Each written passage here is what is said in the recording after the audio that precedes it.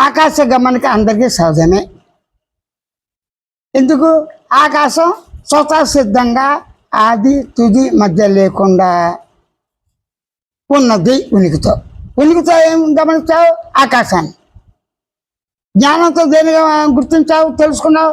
ఆకాశాన్ని. అంటే జ్ఞానంతో, ఉనికితో, ఎరుకతో, జ్ఞాన లక్ష్యంతో, శృతి లక్ష్యంతో, శబ్ద లక్ష్యంతో, భావ లక్ష్యంతో నువ్వు గమనించి గుర్తించి తెలుసుకున్న ఆకాశం ఎలా ఉన్నది?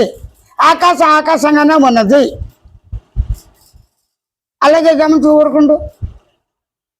ఏ వస్తువును చూస్తున్న ఆకాశం లేకుండా లేదు. ఆకాశ దృష్టి కలిగిన వాడికి ఆకార దృష్టి ఉన్నా లేకపోయినా ఆకాశాన్ని గమనించి కూర్చోవచ్చు. ఓ వ్యక్తి చేతి ఇష్టపడతాడు, చేతి తింటున్నాడు, మధ్యలో ఎవరో వచ్చి లడ్డు పెట్టారు. ఆ లడ్డు ఇచ్చినా కూడా ఆ చేతిని ఎక్కువగా తింటూ లడ్డు యొక్క తీపిని లేకుండా, ఆ దృష్టి లేకుండా తను చేసుకుంటాడు. ఎందుకు? తీపి ఇష్టం కాదు. కొంతమంది తీపి తింటుంటే చాలా బాగుంటుంది. చేతి ఉన్నాడు ఏం చేస్తాడు? గబ్బు పంచదార వేసుకుంటాడు. ఇంకా కలిపితే నాలుగంతా కోసేసుకుని తీపి తింటాడు. అంటే ఏంటి?